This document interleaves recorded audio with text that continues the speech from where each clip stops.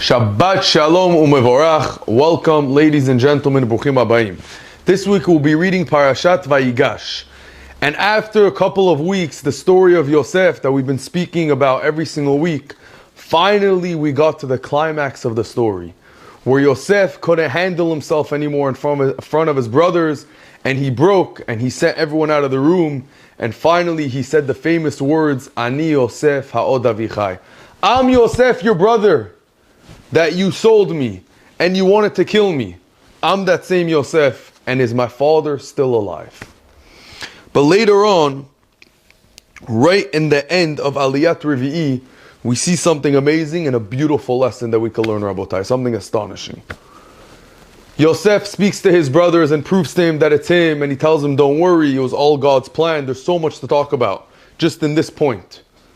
But after he sends them with gifts and tells the brothers, when you go to my father, tell him that I'm here and tell him the whole story. And I want him to come down to Mitzrayim. Finally, the brothers go, walking back to Yaakov Avinu, who thought his son was dead for 22 years, Rabotai. And what happened was, they go to the father, they go to Yaakov Avinu, and they tell him, we know, they sent the granddaughter to play violin to calm him down. And she's saying, Od Yosef Chai, Yosef is still alive. V'hu Moshel b'chol ha'aretz Mitzrayim, and he's the sorcerer of Mitzrayim. Let's look at the Pesukim, Rabotai.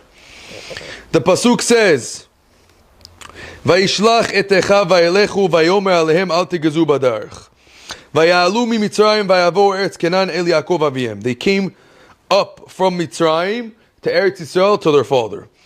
Vayagidu lo lemor, and they tell this to Yaakov. Od Yosef Chai, your son Yosef is still alive.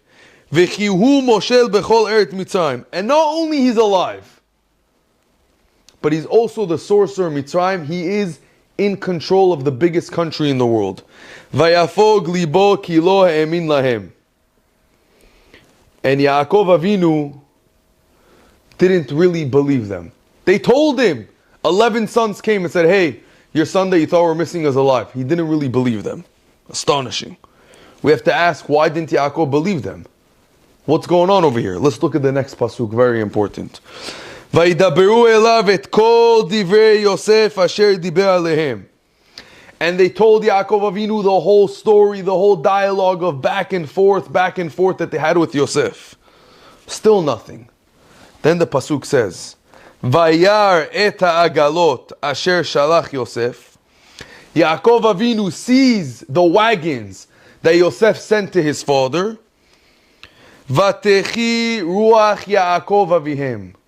And once he saw the agalot, Vatechi ruach Yaakov avihem. And the ruach, the neshama of Yaakov Avinu came back to him. And like Rashi says, that the Shekhinah came back. The obvious question is, first of all, how come Yaakov Avinu didn't believe them when the boy said, hey, Yosef's still alive? And what does it say? You know when Yaakov believed them? And when he got happy and when he was in peace? Vayar et ha'agalot. And he saw the wagons. Rabotai, we have to understand what is going on over here. What wagons? What connections wagon and being alive and seeing that your son's really alive?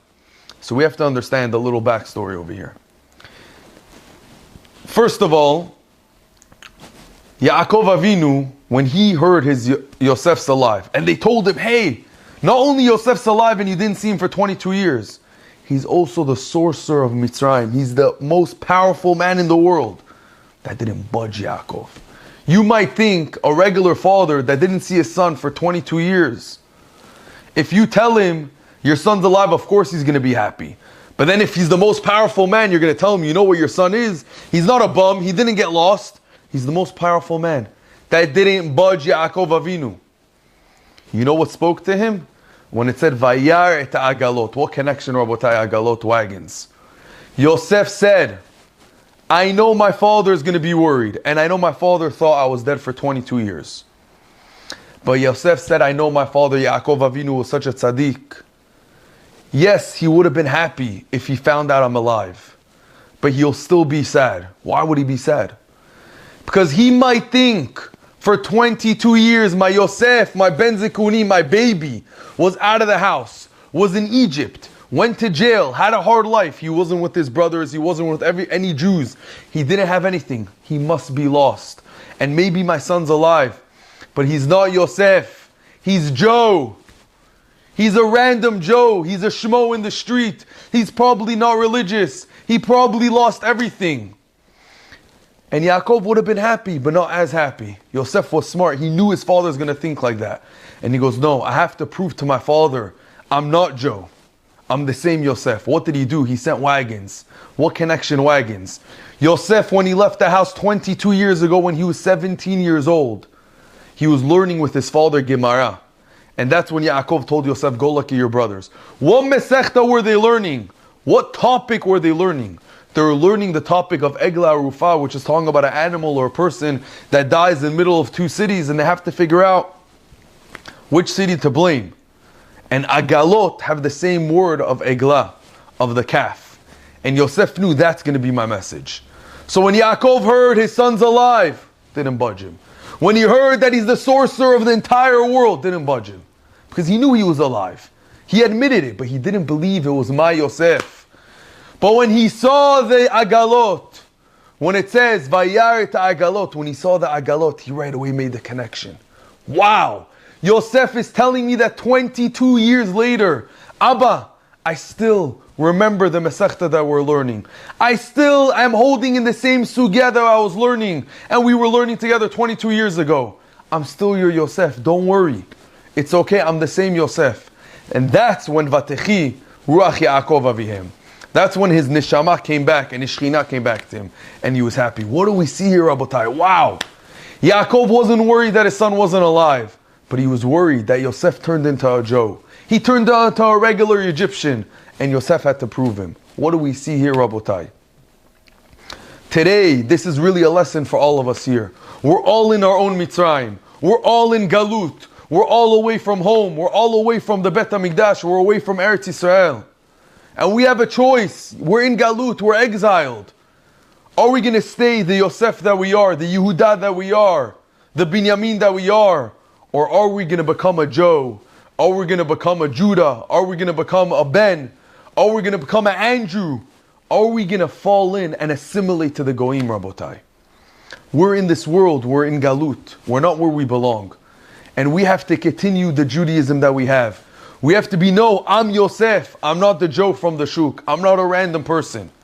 And it's hard, especially where we live. It's hard for everybody, especially in our society, especially in the world that we are. But we have to fight that we have the Torah. Yaakov Avinu was so worried that I will have my son Beguf, but his neshama won't be the same. And he won't be the same Yosef. And Yosef proved him wrong. We have to know in our world and where we live today to work on ourselves. How? By going to Bet Knesset. By living in a community. It's no wonder people decide, no, I want to live in a cool city. I want to live in town. I want to live where the coolest place to be. And then they get lost. Why? Because you're not with Yehudim. You're not with the Bet Midrash. We know Yehuda went to Goshen. Why did he go there? To start a Bet Midrash, to start a Bet Knesset, to start a school. Because us Bnei Israel, we stick to the community. We stick with Jews. We stay, this is our secret. We don't go run around. We do not assimilate.